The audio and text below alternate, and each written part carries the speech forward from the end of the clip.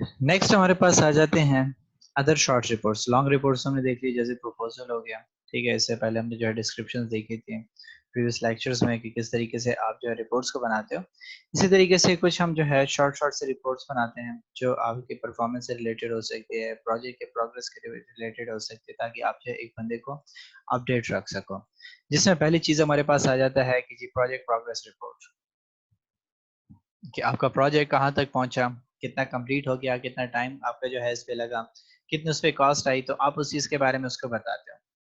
जिसके बारे में ये कहते हैं कि जी outlines the progress of the task in a project including work completed, work remaining, cost incurred, remaining cost to be to complete the project and schedules of the original and the anticipated time for completion of the project। कि आप क्या करते हो कि जो है progress के बारे में बताओ। प्रोग्रेस क्या होता है कि काम किस तरीके से चल रहा है, कहाँ तक पहुंचा हुआ है। तो आप इसमें क्या करते हो, पहली चीज कितना काम कंप्लीट हो चुका है। आप अपने जो है क्या कर देते हो कि जो ओनर होता है या जो है जो बंदा जो है कंसर्न होता है आपके लिए, उसको लाइक से आप एक जो है क्या कर रहे हो, बिल्डिंग बना रहे हो कंपनी के लिए। तो कंपनी का जो यहाँ पे हेड होगा या जो जिसको जो है कहा गया होगा, रिस्पॉन्सिबल ठहराया होगा कि आप जो है क्या करो, इस पे काम पे नजर रखो। तो आप उसको क्या करते हो कि प्रोग्रेस रिपोर्ट जमा कराते हो कि जी कितना काम हमारा कंप्लीट हो चुका है, कितना काम अभी जो है रहता है, कितना खर्चा हमारा सोफार रह गया है। ठीक है, कितना खर्चा हमारा सोफार हो चुका है, कितना खर्चा उसमें मजीद लगेगा इसका जो है प्रोजेक्ट को कंप्लीट करने के लिए। स्केजुअल क्या होगा ओरिजिनल, और एंटिसिपेटेड टाइम क्या होगा, कि हमने जो है आपको एक एंटिसिपेटेड टाइम हमने दिया था, ठीक हो गया कि इतने टाइम में हम इसको कंप्लीट करेंगे। ठीक है, लेकिन उसका जो है ओरिजिनल टाइम स्केड्यूल क्या था, हमने जो है ओरिजिनली आपको कितने एस्टिमेट दिया था और वो कंप्लीट कितने में हो रहा है। जैसे पीआरटी का था तो उसके estimated time and anticipated time आपको अलग दिया हुआ था, लेकिन वो कंप्लीट किसी और टाइम में हुआ, उसकी जो है कॉस्ट इनिशियली कितनी थी और फिर वो कहाँ तक पहुंची। तो प्रोग्रेस रिपोर्ट में ये सारी की सारी बातें बताई जाती हैं कि जी कॉस्ट क्यों इनकर हो गई, मजीद क्यों हमें जो है मजीद पैसों की जरूरत पड़ गई, कितना काम कंप्लीट हो गया, कितना जो है रहता है। तो इसमें हम क्या करते हैं, बेसिकली कम जो है प्रोजेक्ट की प्रोग्रेस के बारे में बताते हैं कि काम कहाँ तक पहुंचा हुआ है। इसका फॉर्मेट आपके पास जो है सिंपल सा होता है इस तरीके से। ठीक है, कि लेट से एक प्रोजेक्ट है, इन्होंने कहा हुआ है कि प्रोजेक्ट प्रोग्रेस रिपोर्ट है new computer system roll out. ठीक है, कि आपके पास जो है नए सिस्टम वगैरह जो है उन्होंने इंस्टॉल करने हैं। तो उसके बारे में उन्होंने जो है बिड की थी, तो उन्होंने वो सारे के सारे इंस्टॉल कर रहे हैं, तो उसके प्रोग्रेस को बता रहे हैं। ठीक है, कि जी क्या कहाँ तक पहुंचा है। तो कहता है कि जी उसका अपना एक रेफरेंस नंबर होगा, जैसे मैंने आपको कहा कि हर प्रोजेक्ट का अपना एक रेफरेंस नंबर होता है। डिस्क्रिप्शन होगी कि install new desktop computers for all traders and sale personal, जितने भी उनके ट्रेडर्स हैं और सेल पर्सनल हैं उन सबके लिए आप क्या करोगे, नए डेस्कटॉप कंप्यूटर्स इंस्टॉल करोगे। बजट कॉस्ट उसकी कितनी थी, 60 मिलियन थी। बजट मैन डेज कितने टाइम जो है डेज उस पर लग जाएंगे लोगों के, क्योंकि मैन डेज लगेंगे आपके। उसके बाद जो है कब ये स्टार्ट होगा, कब ये कंप्लीट होगा, स्पॉन्सर करने वाला कौन है, किसने फंडिंग की हुई है, वो लिखा है। माइलस्टोन टू अपडेट, ठीक हो गया कि जी वन माइलस्टोन तो कंप्लीट हो चुका था, दूसरे के बारे में जो है वो अपडेट्स दे रहा है कि दूसरा कहाँ तक जो है अपडेट हो चुका है। तो कहता है कि जी progress update Karachi complete now delivering Lahore which is 20% complete, कि कराची में सारा का सारा काम कंप्लीट हो चुका है। अब लाहौर की बारी है, तो लाहौर में 20% वहां पे वो डिलीवर कर चुका है कंप्यूटर। कितना काम रहता है कि जी लाहौर इस्लामाबाद का small number of remote staff, कि ये जो है इनका स्टाफ इन एरियाज में स्टिल रहता है। कितना खर्चा हुआ है इस पे, 24 मिलियन हो चुका है। कॉस्ट टू कंप्लीट इस प्रोजेक्ट 38 मिलियन मजीद इस पे रहता है कि लिखा हुआ है, फिर उसके बाद forecast over run 2 million due to software bug. ठीक है, नाउ फिक्स, क्या आपके पास जो है क्या हो सकता है कि 2 मिलियन जो है हो सकता है कि जी वो ज्यादा हो सकता है, क्यों हो सकता है कि सॉफ्टवेयर वगैरह का जो है मसला आया था, तो वो जो है फिक्स्ड हो चुका है। मैन डेज टू कंप्लीट, कितने दिन जो है मजीद इस पे लगेंगे कंप्लीट होने पे, तो 2020 टोटल हमें यहाँ पे कहा थे कि 4800 है। स्टिल आपके पास जो है इतने डेज लगेंगे। फिर उसके बाद कहता है कि डेज टू कंप्लीट, और आपके पास टोटल डेज कितने होंगे कंप्लीट करने के लिए, वो आपने उसको बता दिया। तो इस तरीके से आप क्या करते हो, प्रोग्रेस बता दे, तो अब अगले बंदे को जो है थोड़ा सा डायरेक्टर वगैरह को या उसको जो है इन्फॉर्मेशन मिल जाती है कि अच्छा ठीक है काम अच्छा जा रहा है, क्विकली जा रहा है कि नहीं जा रहा है, मैंने जितना एस्टिमेट दिया था क्या ये इस ड्यूरेशन के अंदर कंप्लीट हो जाएगा कि नहीं हो जाएगा। तो थोड़ा सा उसको अंदाजा हो जाता है, आइडिया मिल जाता है। नेक्स्ट आपके पास जो है जो एचआर से रिलेटेड आ जाती है आपके पास, वो है परफॉर्मेंस अप्रेजल रिपोर्ट, जो आप अपने एम्प्लॉइज के परफॉर्मेंस को देखते हो। आप इसके बेसिस पे उसको जो है इंक्रीमेंट्स वगैरह देते हो या प्रमोशन करते हो उसकी, कि अगर एक बंदा जो है बेहतर तरीके से परफॉर्म कर रहा है तो आप क्या करोगे कि उसको जो है रिवॉर्ड वगैरह दोगे। तो इसके लिए हम क्या करते हैं कि साल के आखिर में अपने एम्प्लॉइज की जो है परफॉर्मेंस को इवेलुएट करते हैं कि किसने किस तरीके से काम किया, कोई जो है इम्प्रूव कर रहा है कि नहीं कर रहा, किसी को ट्रेनिंग की जरूरत है, किसी को ट्रेनिंग की जरूरत नहीं है, कोई बंदा जो है टोटली काम नहीं कर रहा, उसकी परफॉर्मेंस अच्छी नहीं थी तो आप उसको रिप्लेस करने का सोचते हो। तो इसको हम जो है परफॉर्मेंस अप्रेजल रिपोर्ट कहते हैं। सो कहते हैं कि documents the quality of an employee's work performance for a particular period with identification of individual strength and weakness, training and development needs and career planning. कि आपके पास क्या करता है कि आपकी जो है एम्प्लॉय की क्वालिटी ऑफ वर्क देखता है कि वो किस तरीके से जो है काम कर रहा है, उसकी स्ट्रेंथ क्या है, कौन से एरियाज में वो स्ट्रांग काम कर रहा है, अच्छा परफॉर्म कर रहा है, कौन से एरिया में जो है वो वीकनेस शो कर रहा है, उसके पास स्किल्स की कमी है या क्या है। अगर वो जो है उस एरिया में काम सही नहीं कर पा रहा, लेट से उसके पास हो सकता है कि ट्रेनिंग की जरूरत उसको चाहिए, लेट से वो कंप्यूटर पे सॉफ्टवेयर को सही तरीके से मैनेज नहीं कर रहा, बाकी रिकॉर्ड सबको जो है सही तरीके से पुट कर रहे हैं, लेकिन थोड़ा स्लो होता है क्योंकि उसको या कंप्यूटर के साथ सिमिलरिटी नहीं है, तो आप उसको ट्रेनिंग दे सकते हो, उसको सिखा सकते हो कंप्यूटर पे किस तरीके से काम किया जा सकता है। ठीक है, तो इसके लिए आप जो है क्या करते हो, उसकी परफॉर्मेंस अप्रेजल बनाते हो। सो इसमें क्या कहता है कि जी सम अप्रेजल रिपोर्ट्स में include recommendations of salary increments promotions although the two themes can be separate. ठीक है कि आपके पास क्या हो सकता है कि आप जो है रिकमेंडेशंस को देखते हो, किस बंदे ने कैसे परफॉर्म किया, इसकी जो है इंक्रीमेंट्स लगना चाहिए कि नहीं लगना चाहिए, या इसको प्रमोट करना चाहिए कि नहीं करना चाहिए, क्या ये एलिजिबल हो चुका है कि वाकई इतना जो है बेस्ट काम कर रहा है कि पहले जो है ये जूनियर ऑडिटर था, अब इसको हम सीनियर ऑडिटर की पोजीशन पे बैठा सकते हैं कि नहीं बैठा सकते। तो आप इसके बारे में जो है डिसीजन लेते हो कि ये बंदा जो है बेहतर परफॉर्म कर रहा है कि नहीं कर रहा, तो आप उसके जो है परफॉर्मेंस को एक स्टैंडर्ड के साथ कंपेयर करोगे। और परफॉर्मेंस अप्रेजल आपके पास डिफरेंट तरीकों से हो सकता है, चेक लिस्ट के जरिए से आप कर सकते हो, आप जो है क्वेश्चनर के जरिए से करते हो, आप अपने उसके जो है एम्प्लॉयज से पूछ सकते हो कि ये बंदा यहाँ पे काम के लिए जो आता है हमारे ऑर्गेनाइजेशन के अंदर, ये कैसे काम कर रहा है, तो सब अपनी राय देते हैं, उसके बेसिस पे जज कर सकते हो। तो डिफरेंट मेथड्स होते हैं इसके जज करने के। अगर हम देखें तो यहाँ पे आपको एक तरीका कार दिया हुआ है जी, जो है परफॉर्मेंस अप्रेजल रिपोर्ट की, एनुअल अप्रेजल है आपके पास, नेम जो है आपके पास हसन जुटानी है, मैनेजर उसका कौन है, सेठ आमिर सेठवी है, डिवीजन उसका क्या है, इंटरनेशनल सेल्स में है, जॉब टाइटल उसका है equities analyst, overall grade 1 to 5 कौन सी ग्रेड पे है, ये 3 मीट्स एक्सपेक्टेशन, कि 3 ग्रेड के लिए जो है ये एक्सपेक्टेशन मीट कर रहा है। कहता है कि 1 significantly below expectation, 5 significantly above expectation, कि आपके पास जो दरमियानी लेवल पे आ रहा है, कि अगर वो 5 पे जा रहा है तो बहुत ज्यादा बेहतर कर रहा है, अगर वो 1 पे आ रहा है तो बहुत ही एक्सपेक्टेशन से कम जा रहा है, लेकिन ये बंदा जो है 3 पे जा रहा है, सो मीट कर रहा है आपकी एक्सपेक्टेशंस को, कि नॉर्मल जा रहा है। सो कहते हैं कि कोर स्किल्स उसके पास क्या है, क्लाइंट सर्विस की ग्रेडिंग उसने 4 कर दी है, कि उसको मार्किंग कर रहा है, आपके 4 पॉइंट्स इसमें, इंटरपर्सनल स्किल 4 है उसके, क्रिएटिविटी 3 है, टीम वर्क उसमें 3 है, पंक्चुअलिटी में बंदा कम है उसमें 2 पॉइंट्स ले रहा है, डिसीजन मेकिंग में 3 ले रहा है, एडेप्टेबिलिटी में वो 3 ले रहा है। तो मैंने आपको कहा कि ग्रेडिंग भी कर सकते हो, आप क्वेश्चनर के जरिए से भी कर सकते हो, चेकलिस्ट के जरिए से भी कर सकते हो कि इसमें ये खूबियां हैं या नहीं है, इस तरीके से आप देखते हो। ऑब्जेक्टिव आपका क्या है, कहते हैं कि जिसने क्या ऑब्जेक्टिव्स अचीव किया है, इंक्रीज किया सेल्स को 10%, इंट्रोड्यूस 5 न्यू क्लाइंट्स, नए 5 क्लाइंट्स को लेकर आया, और attend services advance sales skills course, ठीक हो गया, और जो है इसने नए कोर्सेज भी ज्वाइन किए। तो क्या है कि ये सेल्स का बंदा है, इंटरनेशनल सेल्स का बंदा है, तो सेल्स का बंदा जो है इसी चीज पे जज किया जाता है कि उसने सेल्स को कितना इंक्रीज किया, कितने क्लाइंट्स वो लेकर आया, तो उसके बेसिस पे देखते हैं। सो कहता है कि जी अप्रेजल, जब इसका अप्रेज किया गया तो कहता है कि 9% achieve, well done, 6 introduced, great, attended in May. ठीक हो गया कि आपके पास जो ऑब्जेक्टिव हमारा क्या आता है कि सेल को इंक्रीज करना है 10%, और उसने कितना किया, 9% उसने अचीव कर।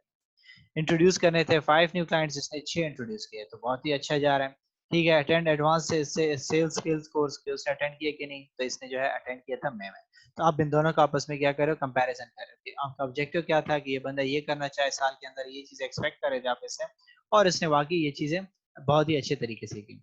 अगले 12 महीनों के लिए या 1 साल के लिए आपने क्या ऑब्जेक्टिव्स उसके लिए रखे हैं, कि increase sale by 15%, introduce 5 new clients, attend advance negotiation course, कि इस दफा वो क्या करेगा कि 15% जो है अपनी सेल्स को, हमारी जो है सेल्स को इंक्रीज करेगा, तो टारगेट्स बढ़ते जा रहे हैं, लेकिन क्लाइंट जो है सिर्फ वही 5 रिक्वायरमेंट्स है, और इससे एक्सपेक्टेशन क्या है कि निगोशिएशन कोर्स करे, कि लोगों से बात करना, डिस्कशन करना, एक अच्छे तरीके से निगोशिएट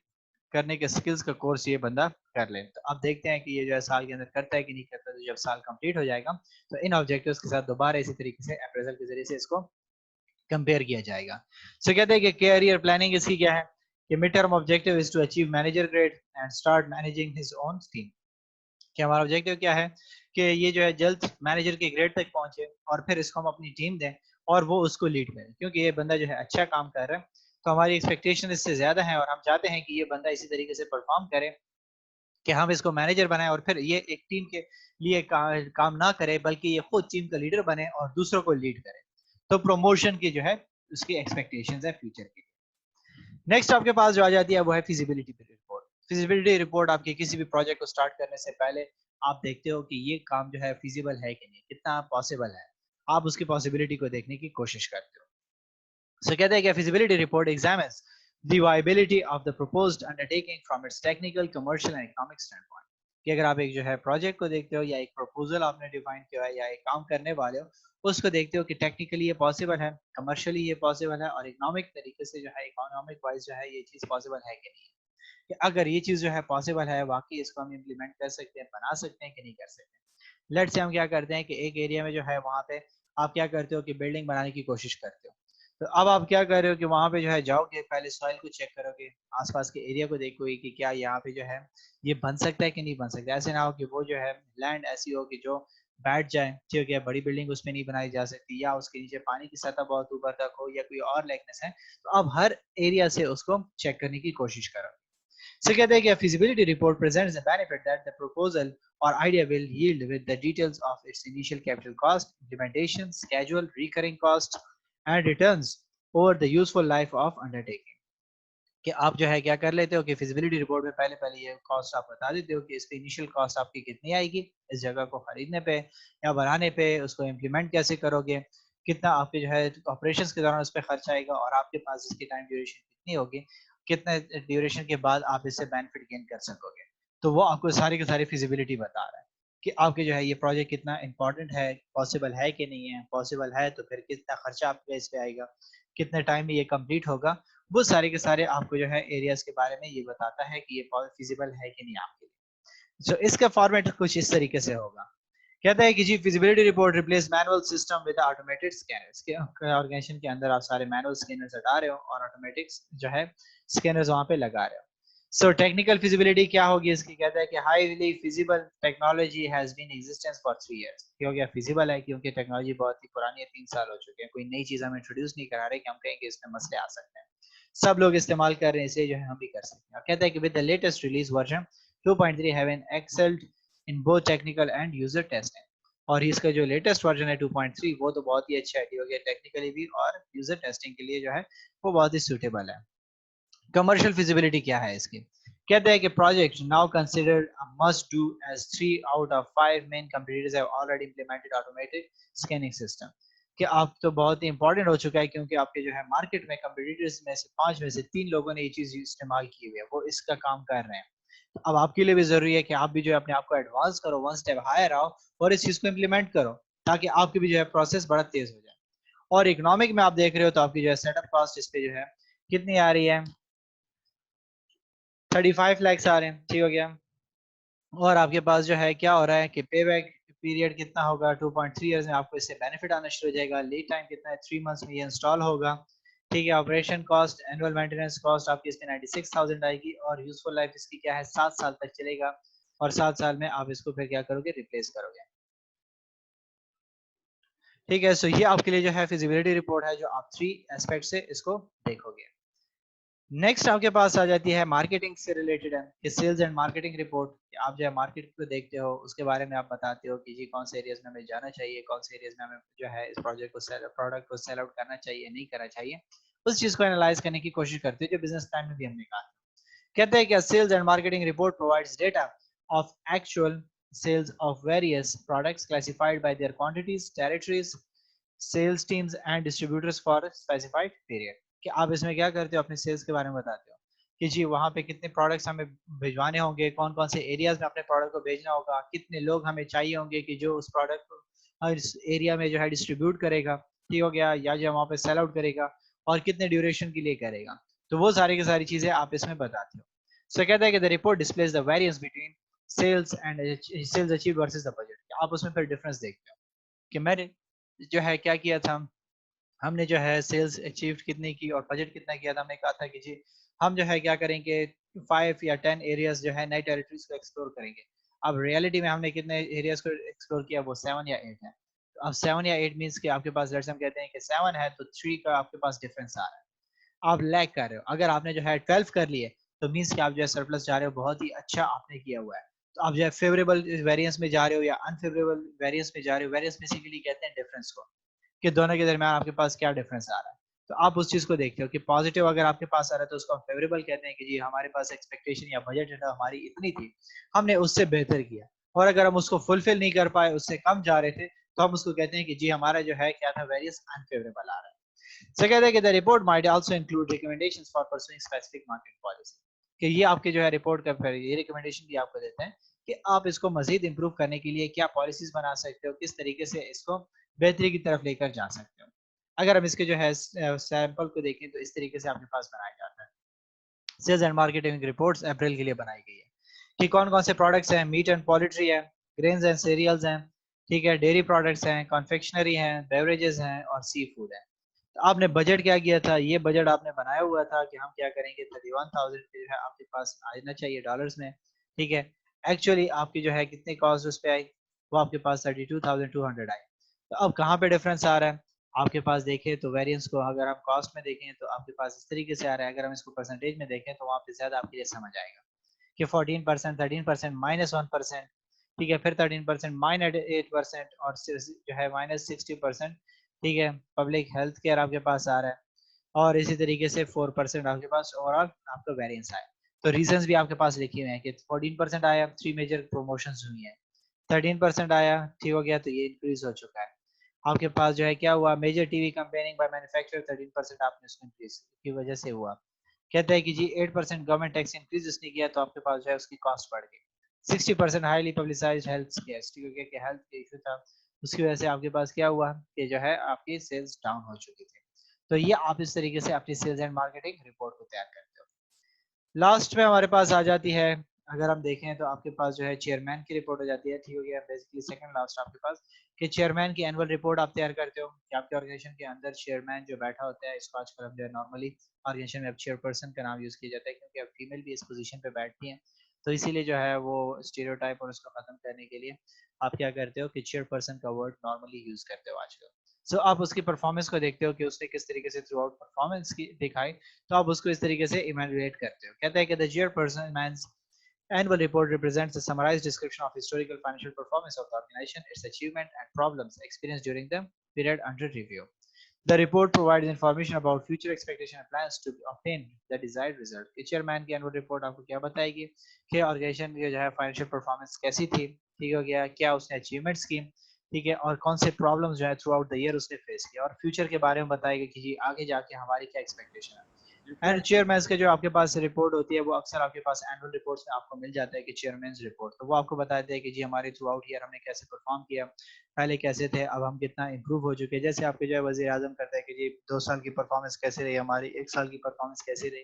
तो वो भी आपके पास बेसिकली क्या होती है, वो अपनी परफॉर्मेंस रिपोर्ट बता रहा होता है, आपको बताता है कि 1 ईयर में हमने कैसे परफॉर्म किया। सो कहता है कि the report also informs the stakeholder, primarily existing and prospective shareholders, creditors, and analysts, of the achievements and future expectations of the organization, including both profit and cash flow. ठीक है, कि आप क्या करते हो कि इन्फॉर्म करते हो अपने स्टेक होल्डर्स को, वो लोग जो आपके साथ प्रोडक्ट के साथ जो है या कंपनी के साथ एसोसिएटेड है, या फ्यूचर में जो लोग आएंगे, या जिससे आपने कर्जा लिया हुआ है, या जो आपकी कंपनी को एनालाइज करते हैं, आपकी क्रेडिट रेटिंग वगैरह करते हैं, उनको आप बताते हो कि कंपनी किस तरीके से जो है काम कर रही है, किस तरीके से इम्प्रूव करेगी, कौन से प्रोजेक्ट वो जो है प्लान कर रही है अवेल करने के लिए, तो आप उसके बारे में उसको बताते हो। इसकी कुछ जो है शेप इस तरीके से होगी, ठीक हो गया, कि आप जो है फाइनेंशियल परफॉर्मेंस के बारे में उसने सारी की सारी बातें बताई हुई हैं। फिर उसने बताया कि जी हमारा कस्टमर कौन है, हमारे जो है एम्प्लॉयज कौन कौन से हैं, किस तरीके से हमने काम किया, हमारी स्ट्रेटजी थ्रू आउट क्या रही, और फिर आखिर में वो क्या कर रहे हैं, उसको साइन कर देगा कि जी जो है चेयरमैन अपना साइन कर देगा कि वाकई ये मैंने तैयार की हुई है, और ये जो है सारी की सारी जितनी भी इंफॉर्मेशन कंपनी के बारे में बताई गई है वो बिल्कुल फेयर है। तो वो आपके पास जो है एज एन एविडेंस भी सेव हो जाता है कि जी वाकई चेयरमैन ने इसको रिव्यू किया था और उसके बाद इसको पब्लिश किया है। लास्ट चीज आपके पास ऑपरेशन रिपोर्ट आ जाती है, ठीक है, कि आपकी जो है ऑपरेशंस कैसे काम करते हैं, आपकी एक्टिविटीज कैसे परफॉर्म होगी। तो कहते हैं कि an operations report summarises the operational activities for a particular time period. The report might include information on sales and purchase, employ information and inventory, कि ऑर्गेनाइजेशन के जो है ऑपरेशंस डेली चल रहे होते हैं, एक्टिविटीज परफॉर्म हो रही होते हैं, तो उसके बारे में वो रिपोर्ट तैयार करता है कि उसने कैसे सेल्स किए थे, कैसे चीज़ों को परचेज किया था, कितने के परचेज किया था। एम्प्लॉयज़ के बारे में इंफॉर्मेशन देते हैं कि ये एग्जिस्टेंट है, नए लोग कौन आए, इन्वेंट्री हमारे पास कितने सामान मौजूद था, कितना नया सामान आया, कितना हमने उसको बेच दिया, उसके बारे में इंफॉर्मेशन देता है। सो कहता है कि operating reports are used by management to obtain a quick summary of how company is performing. For example, management of an airline might be interested about revenues and employees number, but also flight statistic, occupancy rates and punctuality. ठीक हो गया कि वो जो है इस चीज को देखेगा कि आपके जो है ऑपरेशन रिपोर्ट अगर एक जो है एयरलाइन वाला करना चाहता है तो वो उसको देखेगा कि उसकी कंपनी कैसे जो है एयरलाइन सिस्टम किस तरीके से परफॉर्म कर रहा है, ठीक है, कितने लोग उसके पास मौजूद हैं, फ्लाइट्स की स्टेटिस्टिक्स उसको बताएगा कि कितने जो है उसकी फ्लाइट्स हुई थी, कितनी फ्लाइट्स नहीं हुई थी, उसके बारे में उसको इन्फॉर्मेशन देगा. उसके अलावा जो है उसके भी बताएगा कि जी उसके जो है ऑक्यूपेंसी रेट्स क्या थे, ठीक है, उसके जो है रेट्स जो लेगा वहाँ पे, ठीक हो गया कि जहाँ पे जो ने जगह को रेंट किया था, ठीक हो गया, कौन सी जो स्पेस उसने इस्तेमाल की थी, उसका खर्चा कितना आया था, वो पंक्चुअल थे कि नहीं थे, टाइम पे उसकी फ्लाइट्स आ रही थी नहीं आ रही थी, एम्प्लॉइज टाइम पे आ रहे थे नहीं आ रहे थे, वो सारी की सारी चीज़ों के बारे में उसको इन्फॉर्मेशन लेना बहुत ही इंपॉर्टेंट होता है. कंपनी के बारे में उसके पास इन्फॉर्मेशन होनी चाहिए. So कहते हैं कि management use operating reports to identify areas that are performing well and areas that need improvement. कि जब वो इन तमाम चीजों को देख लेता है तो उसको पता चल जाता है कि उसकी का जो है ऑपरेशंस डेली कैसे परफॉर्म हो रही है, काम कहाँ पे सही तरीके से जा रहा है, कहाँ पे जो है लैक हो रहा है, कहाँ पे जो है वो जो अचीव करना चाहते हैं या जो उसका मकसद था वो प्रॉपर तरीके से अचीव हो रहा है नहीं हो रहा, अगर नहीं हो रहा तब वो उसको किस तरीके से इम्प्रूव करेगा. सो ये इसका जो है फॉर्मेट है एयरलाइन कंपनी का. ये हो गया कि मई के लिए रिपोर्ट बनाई गई है कि आपको जो है फाइनेंशियल उसने दिया हुआ है कि अकाउंटिंग प्रॉफिट्स क्या है, ओपनिंग कैश कितना था, क्लोजिंग कितना था, फिर कस्टमर के बारे में बताया कि जी कंप्लेंट रेट क्या था, रिपीट फ्लायर्स कौन थे, एवरेज सेटिस्फेक्शन एम्प्लॉइज की क्या थी, ऑपरेशंस उसने कैसे परफॉर्म किए, कैपेसिटी यूटिलाइजेशन कैसी थी, average turn over round time, ठीक हो गया, वो कितना था. उसके बाद एम्प्लॉइज आपके पास एब्सेंटीज कितने थे, ट्रेनिंग कितने डेज उनकी रही, नए ग्रेजुएट्स उनके पास कितने आए. तो ये बेसिकली हमारे पास जो है डिफरेंट शॉर्ट से रिपोर्ट्स हैं जो हम ऑर्गेनाइजेशन के अंदर तैयार करते हैं, और ये हमारा जो है तमाम के तमाम जो है चैप्टर था जो हमारे पास रिपोर्ट्स के बारे में था कि हमने जो है किस तरीके से रिपोर्ट्स को तैयार करना है, क्यों जरूरी है रिपोर्ट्स, कौन सी टाइप्स है हमारे पास रिपोर्ट्स की, कौन से फॉर्मेट्स हैं, कौन से स्टैंडर्ड्स हैं, किस तरीके से हमने इनको बनाना होता है, कौन से फॉर्मली हमारे पास रिपोर्ट बनाई जाती है. तो उसके बारे में तमाम की तमाम इन्फॉर्मेशन जो है हमने डिस्कस की सो फार. सो अगर यहाँ तक आपको कोई क्वेश्चन है तो मुझसे पूछ सकते हैं.